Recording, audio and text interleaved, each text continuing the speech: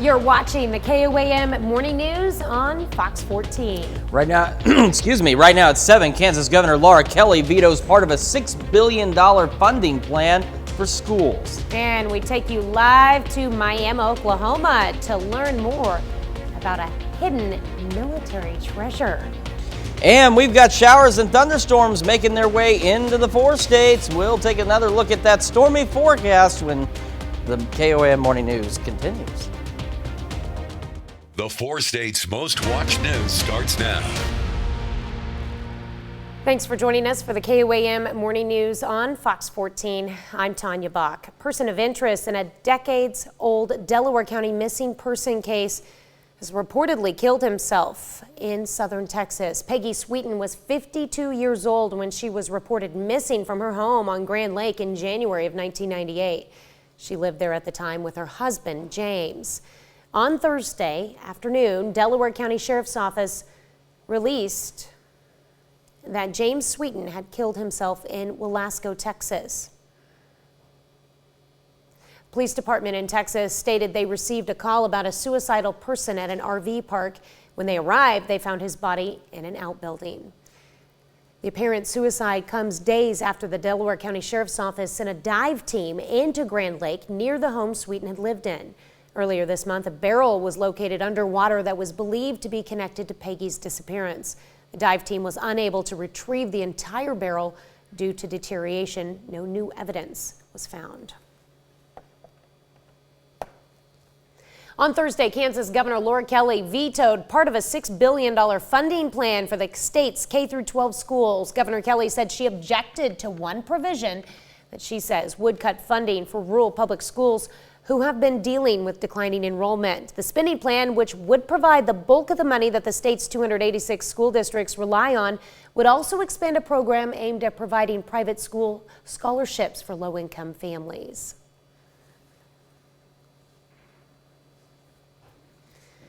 Damage caused by recent wet weather closes 2 trails at a popular Joplin park. According to the Wildcat Glades Nature Group, the red trail between the Woodland Loop and Reddings Mill Bridge is closed.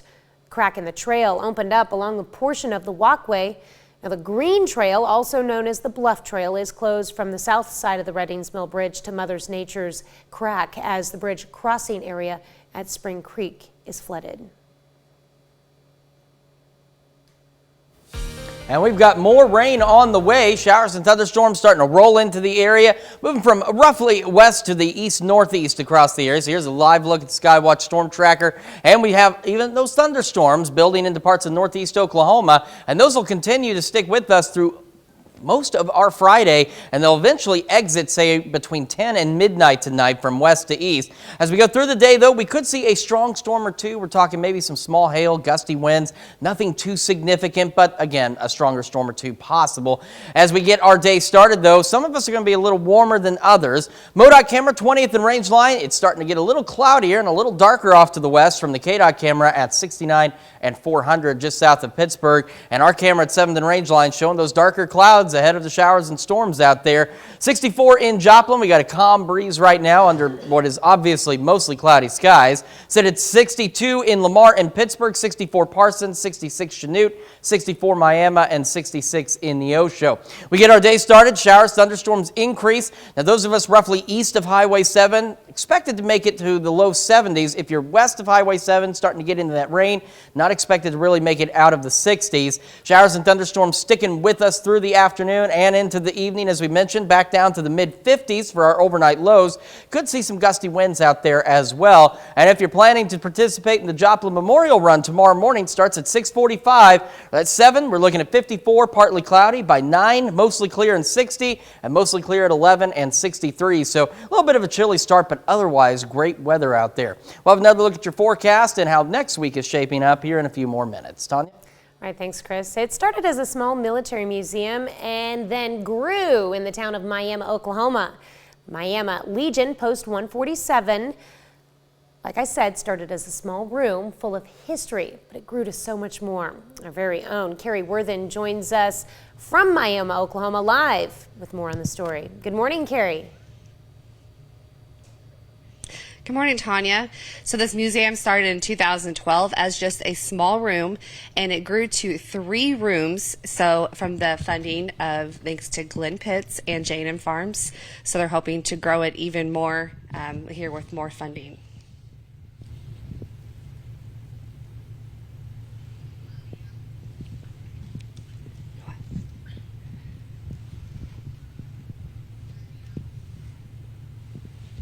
The Miami Legion is in the process of getting more funds to expand the museum to show the importance of history. Some of the items date all the way back to Civil War. May says that everything is on loan at the museum and kept track of. The goal of this place is to let everybody understand that even today, our veterans are still important. They need to understand that the military history of the military. Now, stand by. All right, so as you can see, I'm wearing this hat, and it's one of the nurses' hat, and I'm a commander wearing this hat today. And I'm learning so much in this museum. A lot of it's fun, but it's so much more than that. It's really serious, and it's part of our history. So I'm just having a great time here today. Well, I see you're standing in front of like several pictures behind you. How old are some of the artifacts and some of the things that they have there? So they date back all way back to the Civil War and World War II. So it's very old stuff here. It's just amazing to see some of the clothing here, and then to see the pictures of the men in the clothing. So it's hard to imagine what it was like back then. But I'm so thankful about all the stuff that I'm learning today. All right, and it's perfect timing too. Of course, tomorrow is Armed Forces Day. And as I understand here in a little bit in the show, you're going to be talking to someone a little bit more about the post there in Miami. Yes, I am. All right, looking forward to that. We'll see you soon. Well, Pittsburgh and nonprofit organizations will have an opportunity to receive $10,000. KOAM's Amber Jenkins has the details. Southeast Kansas 100 People Who Care is hosting a networking event to raise $10,000 on May 25th. What 100 People Who Care is a platform for nonprofit organizations in the Southeast Kansas area, Crawford County, Cherokee County, Bourbon County, to be able to come together. We will randomly pick 3 nonprofit organizations. The goal is to fill the Frisco Center with 100 people who will donate $100 each. That money will go towards making a change in their community. We have 100 people who come together who bring $100 each. And what happens is they will listen to that 5-minute elevator speech, and then that night they are going to vote on one nonprofit, and that nonprofit will go home with $10,000. The organizers just want to do some good in the community. After seeing the success of similar events elsewhere, they want to bring that to Southeast Kansas. So Leah approached me probably 6 months ago about this idea. It's an event that they hold across the country, and Leah has participated in these events before. We both have a passion for our communities. The community is involved in helping put on this event. Catering, drinks, and even the event venue were donated. That means all the money will go towards one lucky nonprofit. Thanks, Frisco. Reporting in Pittsburgh, Amber Jenkins, KOAM News. Southeast Kansas 100 People Who Care says these events will happen twice a year. Great idea. Well, coming up, we take you back to Miami, Oklahoma for a live interview at the Military Museum to learn a little bit more about that and Armed Forces Day. And later, a new Lego racing game is out, and we're going to give you a sneak preview of that game. You're watching the KOAM Morning News on Fox 14. We'll be right back, but first, here's another live look at the Military Museum in Miami.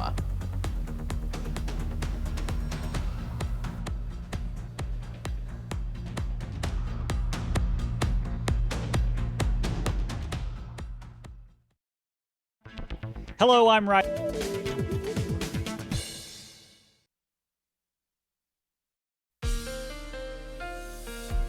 Welcome back to the KOAM Morning News. 7:11 on this finally Friday. Showers and thunderstorms beginning to slowly creep into the area from the west. And we can take a look back at these storms as they've continued to track on off. We'll continue to see showers and thunderstorms through the majority of our Friday as this system continues to roll on off roughly to the east-northeast. And we could see a strong storm or two. We're talking maybe some small hail, gusty winds. That overall risk is relatively low, but a strong storm or two possible as we go through the day. We just kind of cycled through the day, and as you see, it's not until late tonight, say around midnight, before everything begins to exit out of the region. MoDOT camera, 20th in range line. It's cloudy, but otherwise still dry in Joplin, and same from the KDOT camera at 69 and 400, but of course rain showers are on the way, and those clouds building into the Joplin area right now. 64 in Joplin, calm breeze, still dry, but again, that rain on the way. We're sitting at 64 in Yates Center, 66 in Chanute, 65 Chautauqua, 64 Miami, 66 in Neosho, and 62 up in Lamar and Pittsburgh. As we get our morning started, of course, those showers, thunderstorms will continue to increase. Now, if you're east of Highway 7, we're still looking to make about the lower 70s, but if you're west of Highway 7, where the thicker cloud cover and rain is already falling, you're not expected to make it out of the 60s today. Showers, thunderstorms throughout the day, throughout the evening, and into the late night hours. Could be a bit breezy outside of the thunderstorms as we head into the evening as well. And a chilly one for us. We're dropping back into the mid-50s for our overnight lows. We drop Memorial Run tomorrow, kicking off at 6:45. We're going to be at about 54 by 7, partly cloudy, mostly clear skies for the rest of the morning, 60 by 9 and 63 by 11 a.m. So again, a bit of a chilly start, but otherwise not a bad day for running. As of tomorrow, or for tomorrow rather, we're going to make it up to about 70, partly cloudy. A few more clouds Sunday, 75. Pretty good day on Monday as well. When we go through the rest of next week, we start to get into the lower to mid 80s, and we'll see additional scattered thunderstorm chances every day next week, Tuesday through the next weekend. That's checking your forecast. We'll be right back after this, but first, here's another live museum in Miami.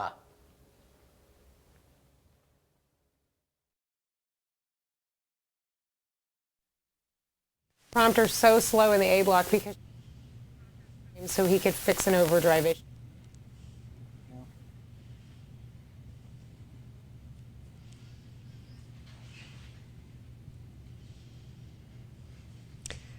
All right, well, we're here in the Military Museum in Miami at the Legion 147 post. I think I said that backwards. But we're here with John Mays. He's the curator of this military museum, and he's a sergeant of arms, which I learned that means a bouncer. No, really. That's just that. I just throw that in. I was just kidding. Okay, so there's so much in this museum. I know you guys started as a small room and you grew in. So tell me about your newest addition here behind us. This is our memorial wall that we've started. It actually has been here for a while, and it's for all the veterans in the area that were on a discharge that have passed. Not necessarily in battle, just that have passed, and we're going to put up, you bring us a picture in, give us a little story, and we're going to put their picture on the wall for you. Okay, so this is everything in this museum is donated, and I know you guys don't expect people to pay you money or anything to put their stuff in here. So tell me about how people can, if they have something they want to put in the museum, how can they donate?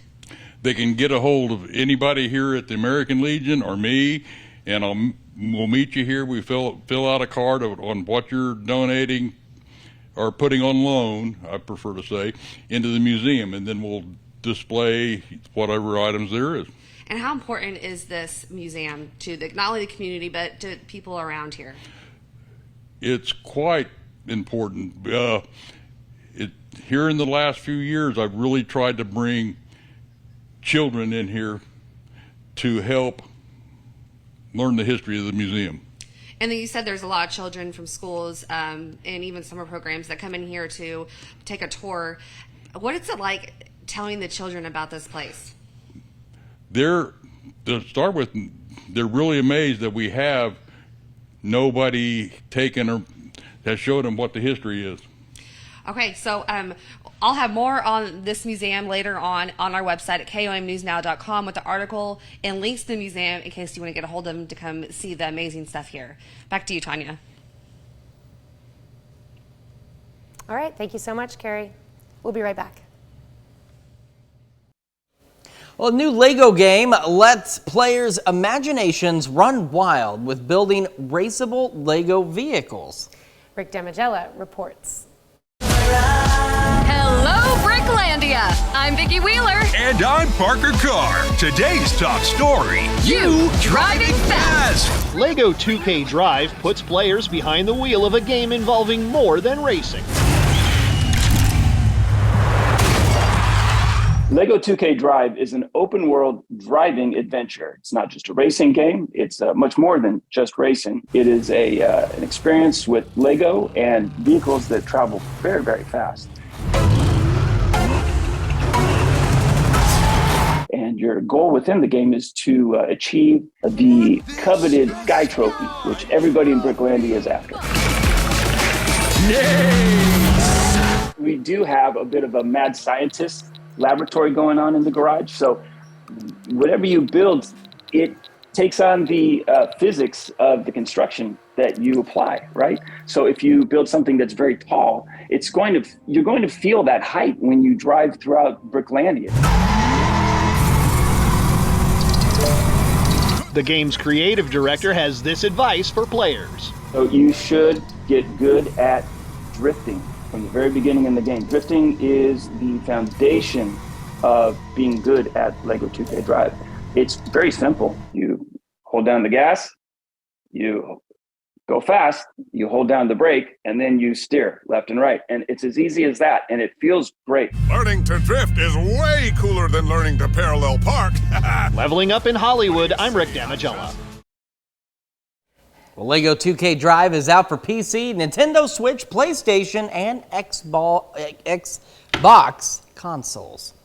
Like I said before, these games just keep getting better and better. You're really building Transformers, in all honesty, the way those cars change. I actually kind of like this game. It looks pretty cool. It does.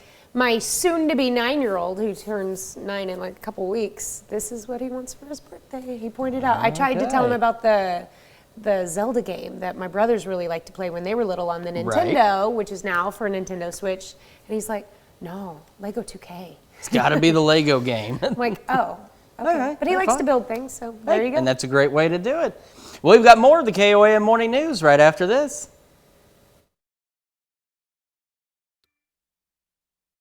The 4 states' most watched news starts now. Welcome back to the KOAM Morning News on Fox 14. It's currently 7:27. Pittsburgh Area Chamber of Commerce celebrates the area's progress over the past year. The chamber held its annual banquet with numerous local business, education, and community leaders. There were awards and a silent auction. It's stressful, and it's stressful leading up to it, but it's totally worth it whenever I see people coming in. They're having a great time, the drinks are flowing, dinner's being served, and then we have a great silent auction items this year, so it's a great time. The banquet was held at Pitt State's Overman Student Center. Community in Pittsburgh recognizes their officers during the National Police Week by bringing goods and lunches for the law enforcement. During the week on May 15th, Peace Officers Memorial Day, law enforcement honored officers who have paid the ultimate sacrifice. Lieutenant Moore says some officers travel to Washington, D.C. to spend a couple of days to see lost officers' names on a wall and honor them.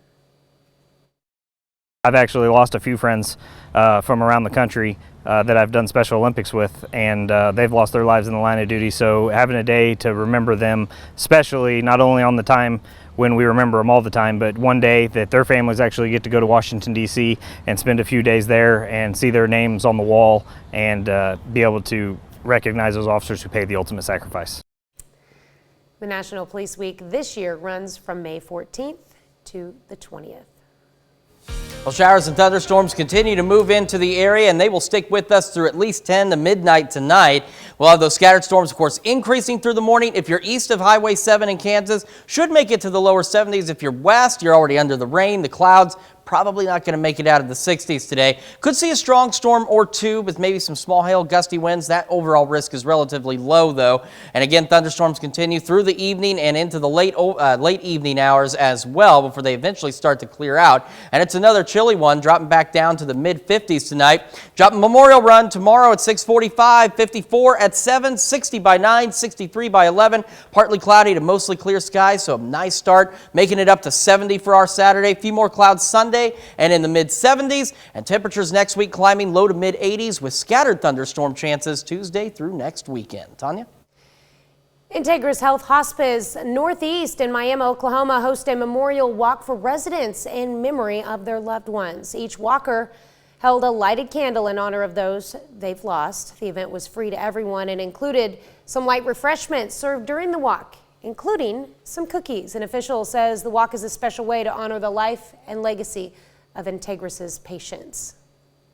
We have a clinical supervisor that worked for us that has passed away in the last year, and so this one we're going to do in honor of her. So it has a very special meaning. And if you couldn't walk, you could take a seat and reminisce your loved ones. The walk was at Rotary Centennial Park. Well, a small military museum that grew in a small town of Miami, Oklahoma. KOAM's Carrie Worthen joins us live in Miami and has more on this hidden gem. Good morning, Carrie. Good morning, Tanya. I'm here at the Miami Legion, Post 147. This museum started as a small room and grew to so much more. Without our veterans, we wouldn't be able to do what we do today, because they're the ones that fought, that gave us the freedom to stand here and do this today.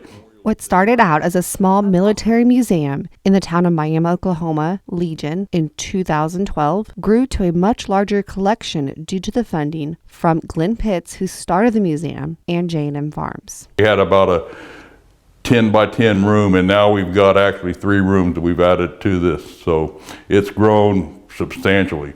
We're working on funding right now to actually try to expand it, to add some more stuff to it. Some of the items date all the way back to the Civil War. The goal of this place is to let everybody understand that even today, our veterans are still important. They need to understand that the military, history of the military. The Miami Legion is in the process of getting more funds to expand the museum to show the importance of history. From the Tuscaloosa Airmen, there was a segregated black group in World War II that flew planes and turned into the best pilots of World War II, to the women's job during World War II, where they were actually a nurse or a secretary, and that's all they could, that's what their job was. Today, now we have fighter pilots, admirals of ships, and everything. So you have to understand that that's the history of the job. May says that everything is on loan in the museum and kept track of. This is a job that people now decide to take to help better this nation.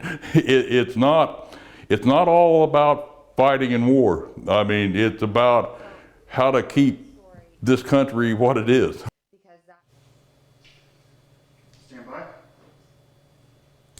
Of course, you can find more information about the museum and their fundraisers that they're hosting to fund everything that happens here at the Legion. You can go to our website later on today at KOAMnewsnow.com. Well, Carrie, it looks like they have a lot of stuff there. Did they give you any idea of like how many items they actually have?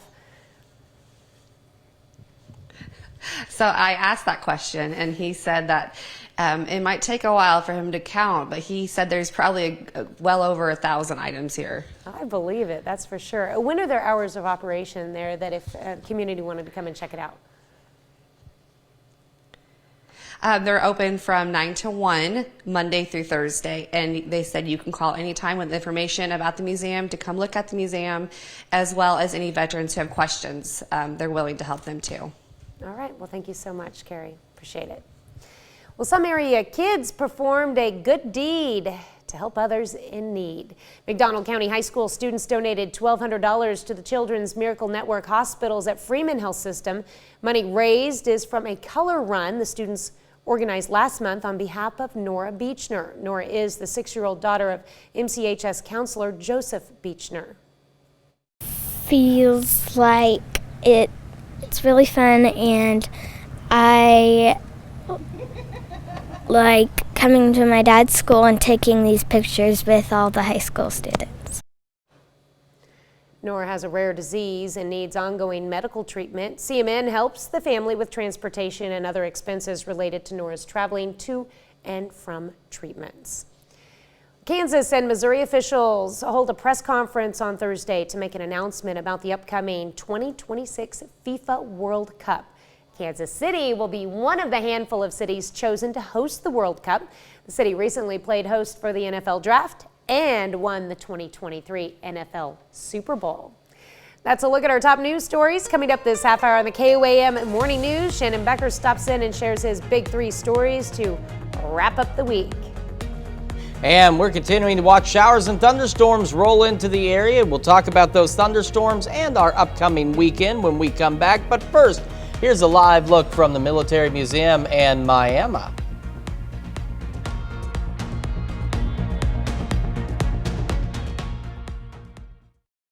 And at Indigo. Welcome back. We have Shannon Becker in studio. If you guys only knew what we talked about during the break. Yeah, for real. She said my hair, I look like a used car salesman. I was just kidding. It does, doesn't it? What happened here? She didn't say that. Well, if Shannon's in studio, that means it's time to check out the big 3 stories of the week. Number 3 this week, what's live and local, everybody talking about. This man right here was wanted for not showing up for court. He's on bond. Didn't show up for court for attempted murder charges. Joplin police located him in their city. Cherokee County Sheriff's deputies picked up Jasper County deputies in the pursuit of the state line. Look at that, no more tires, ran the tires completely off that. Jasper County deputies spiked him in Missouri. So as he came into Kansas, Cherokee County, they were there to take him into custody without incident. It was pretty muddy though. It was back in December, this man was charged along with a female accomplice, attempted murder. More details on our website, KOAM News Now. He's in custody and he'll be back in court. Our number 2 story, KOAM News Now, live and local, the bear in the air. That's right, Missouri State Highway Patrol helicopter. It was a traffic detail this last Friday. So people were like, what's happening? What's this helicopter doing? Well, it wasn't Red Dawn. Remember that movie Red Dawn where everybody got thrown into concentration camp? Anyway, that's a long, it's the 80s. I liked your Smokey and the Bandit, Russ. Yeah. So I haven't heard a helicopter flying over my house all night since moving from Las Vegas, said one. I saw this fly above Casa Montez as I was leaving and really low and wondering, what's going on? Everybody was thinking about it. A traffic detail, they do it about 2 times a year here. It's very successful in catching speeders. And then our number 1 story, again, another serious crash that turned fatal now. Man. Mount Vernon, the Freistadt bridges are being rehabbed. These bridges, 2 bridges, twin bridges, they've been there since 1963 and they're getting new decking. So the gentleman from Neosho was killed in this crash. There was 9 cars. He was the last of the 9 and then was hit in the rear by a tractor trailer. Then a chain reaction crash. It was a traffic nightmare for about 4 hours as well. Our condolences to the family of the Neosho man. More details on our website. Then our bonus story. This gives me goosebumps. It's amazing. It's so cool. The Tunnel to Towers 9/11 organization. They salute fallen heroes by doing amazing things like heroes of today, fallen heroes of today. They now do things like they paid off the mortgage of Corporal Ben Cooper of the Joplin Police Department this past year. So his family, he's got 2 daughters. They can still live and not have to worry about a bill like that. And that was the Tunnels to Towers? Yeah, the Tunnels to Towers organization. They're a 9/11 organization that transitioned into now helping. They helped fallen heroes back then and now fallen heroes today. Where do they get their funding? It's just from people, that do funding. So if you go to this exhibit that's at the Northwest Arkansas Mall, it's a traveling exhibit. You can learn more about 9/11. You know, a lot of people weren't even alive back then, the younger kids. So you can learn about 9/11 and actual firefighters that were there that day share the experience with people on the site. It's free to attend. It's there through the weekend, through Sunday evening. It's at the Northwest Arkansas Mall. Yep, we caught it the other day rolling down the highway. So check it out, the 9/11 Mobile Museum. All right, definitely check that out. All right. All right, well, thank you for joining us. Hope you have a wonderful weekend. All right, you too. We'll be right back.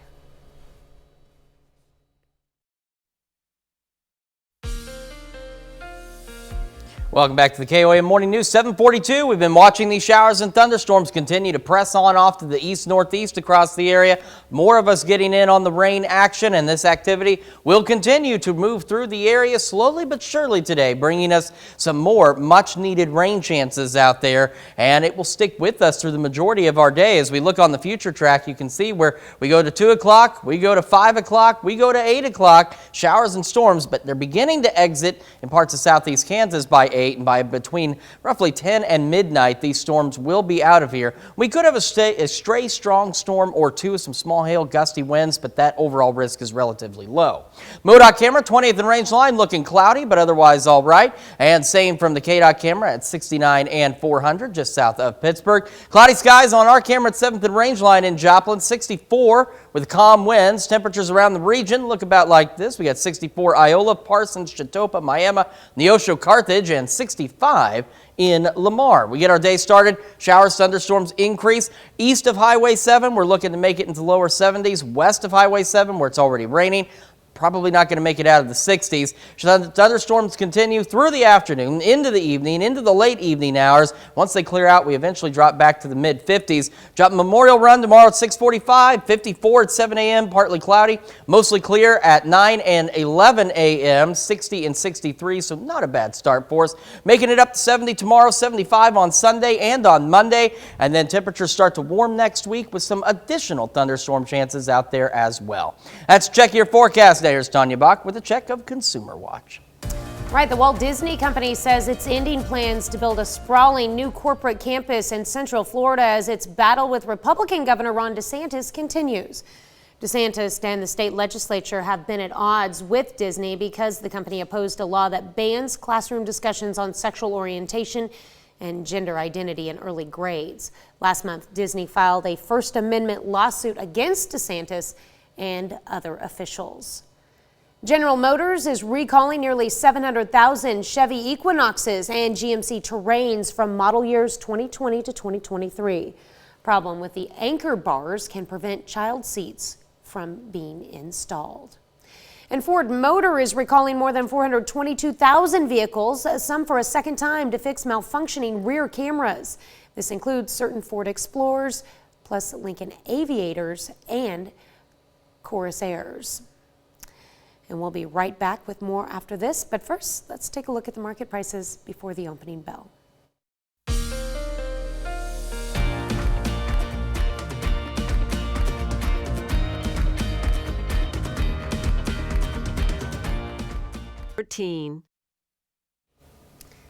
Dozens of Arizona elementary school students received a special surprise Wednesday night. A group of third grade students found out they will not have to pay for college, thanks to a generous donation from a local foundation. As Vinton Blandon reports, the kids might be a little young to understand what this really means for their future, but their parents certainly know.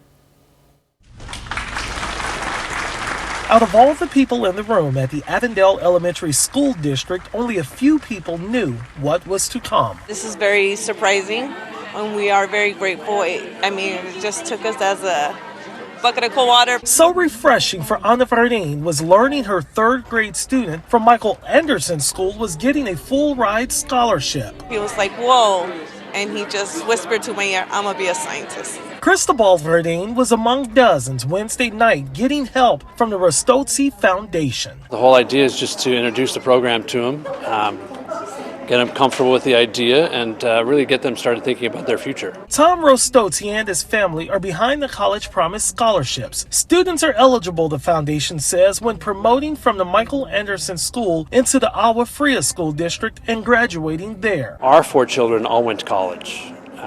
And we were trying to figure out what was the difference between our kids and the kids in this neighborhood. The foundation's namesake and his wife realized their kids were raised expecting to go to college and doing so without the worry of money. Veronica Sanchez tells ABC 15 she's relieved knowing her 9-year-old son got one of the scholarships. I mean, the way this world's going, I know I can't afford it, and what, 10 years? There's no way. She told us her son likes school and wants to go far, but had been considering only a spot in the Army. I started crying and he just looked over at me and he says, Mom, it's okay. And I said, you know what, you have no clue what this means. Since 2012, the Rode-Stotze Foundation has handed out College Promise scholarships 3 times and at 5 schools. More than 350 students, the foundation says, have benefited, many of them in Betsy Hargrove's school district. That absolutely gives me goosebumps, even saying it again, because it truly does clear the pathway for children to dream, to do anything they want to do. An absolutely awesome. incredible gift for those students. And like we said at the beginning, some of those third graders probably don't fully understand what this means, but as they get older and get into high school, they're going to start to sort it out and realize that they've got an incredible gift there. It sounds like the biggest restriction is they just got to stay in school and stay within the district. Yeah. Basically. So, yeah, and that certainly awesome. helps the community as well, getting a few more kids into college. That's amazing. It is not to have that amazing. pressure of knowing like how you're going to make this happen. Yeah, that can be tough for anybody, anywhere sometimes. For sure. Well, something that's not too tough is the fact that it's going to rain. That's making for an easy forecast. Showers and thunderstorms beginning to roll into the area. Take a look at the Skywatch Storm Tracker. That's gotten bigger and it's gotten further to the east, and it's more much-needed rain chances out there. I wanted to pan down just a little bit down in northeast Oklahoma. You can see a few more lightning strikes, some stronger storms down south of Tulsa, between Tulsa and McAllister. We could see a strong storm or two in our area with some small hail, maybe some gusty winds, but nothing too crazy. This activity continues to shift off to the east-northeast across the area, and it will last with us roughly through about midnight, but it'll begin ending from northwest to southeast as the night progresses. Let's go to about noon. Showers, thunderstorms out there. We go through 2 o'clock, showers and thunderstorms. 5, scattered showers and thunderstorms. 8, more showers and thunderstorms, but you can see off to the northwest starting to clear. And then again, as we head into the late evening, early overnight hours tonight, the rest of this activity will clear out, giving us an absolutely beautiful weekend.